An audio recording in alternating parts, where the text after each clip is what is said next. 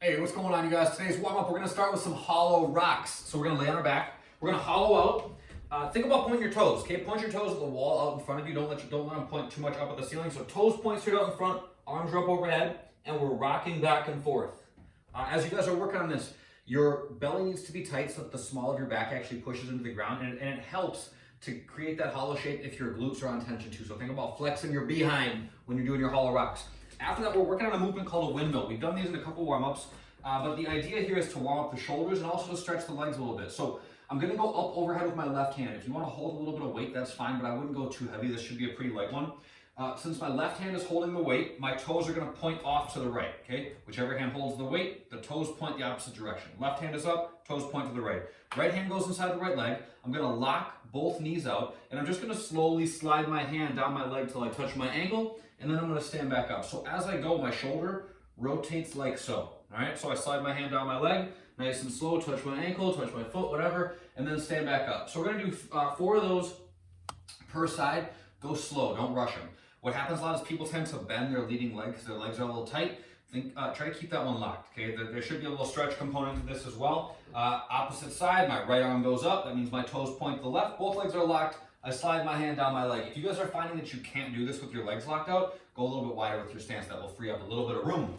Next is no arm sit-up. So I sit down on the ground, put my arms across my chest, sit all the way up, touch my elbows to my legs, and all the way back down. And last, we're gonna do some half burpees. So we're just jumping to a plank instead of chest to the ground.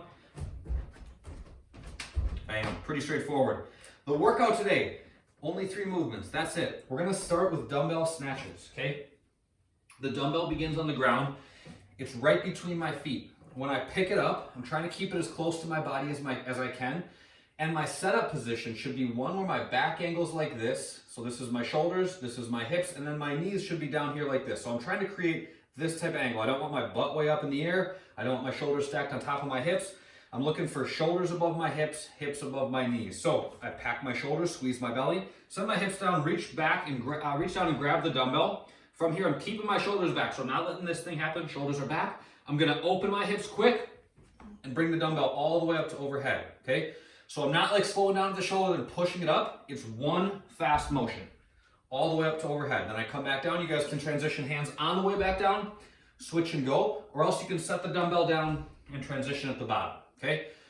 If all you have is a really light dumbbell and 12 is just gonna be like a walk in the park, feel free to do more. Maybe do 18, maybe do 24, but 12 should be something that when you get to 12, you feel like you've done some work. So if you need to add some reps in lieu of not having a ton of weight options, then feel free to do that. After that, we're doing walking lunges, also a little customizable here. If you guys can, if you have space, if you're gonna do this outside or something like that, and you wanna walk around, it changes up the lunge a little bit to actually move as you go. I don't really have a ton of room in here. If I was gonna do these here in my living room, I'd probably be staying in place doing them, but if you can walk, then do that. 24 of those. That means one, each time you lunge counts as 1. And then the last thing we're doing is 36 double unders or lateral jump overs. So if you have access to a jump rope, if you can do this outside somewhere, do that by all means. If you can't, have some kind of target set up. Maybe it's a dumbbell, whatever. Find something. You're just jumping back and forth, and each time you jump will count as 1. So it'd be 1, 2, 3, all the way up to 36 there. Whoop! Then you trip over the dumbbell and almost fall down on camera. After that, the body weight version is going to be very similar. The lunges are going to be the same. The lateral jumps over a target will be the same. In place of the snatches, we're going to do wall walks. All right, so you're going to start in a plank with your feet at the wall, and you're going to walk until you're in a handstand, and then make your way back down. Go slow. You guys don't have to work until you're fully inverted. If you can, sweet. But when you get upside down, your hips should not be pushing forward onto the wall. It should be belly and butt tight. Think at the top of your ideal wall walk, it should be nose and toes on the wall. Okay, we're looking for that same hollow shape that we use in the hollow rocks in the warm-up.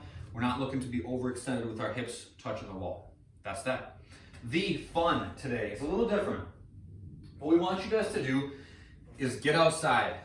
Go find something. Go find something that you can use for some kind of pull-up work, all right? There are parks around town that have pull-up bars.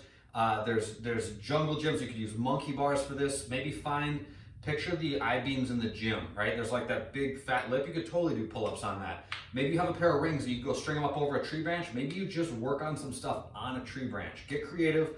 Find something that will work, something that you can grab onto, and spend about 8 minutes just working on some pull-ups. Okay, we don't get a chance to do that a lot at home. It is an important movement to be able to throw in from time to time, but when circumstances aren't perfect, we got to get creative. So go out and spend about 8 minutes working on that. If you can't do full pull-ups yet, spend some time working on shoulder packs. So get up onto whatever you're going to hold onto, pack your shoulders, and relax. Okay, pack and relax. You guys can go overhand, you can go underhand, you can go back and forth on a switch grip. Work on leg lifts, work on knee raises, that type of stuff. It's a different kind of stimulus, and we want to continue to use that as much as we can, even though we're not in the gym quite as much. So take advantage, get out, get creative, post some pictures of what you find so that other people can take advantage of your creativity too. The last thing we're doing is just 5 minutes in child's pose. So you can do this at the end of your workout. If you want to do it before you go to bed, that's awesome too. We're just going to take a seat. Okay, my knees go out wide, my feet point together back behind me like so. I'm gonna fold forward and then crawl my hands out in front of me. So my hands are way out here like this. I'm just kind of chilling. Okay, my head can go to the ground. The further my hands are out in front of me, the more stretch I get through my shoulders. You guys can kind of feel for what tension feels appropriate for you. But take it on. 5 minutes in child's pose, and that will be that. Have a good day, you guys. I'll see you next time.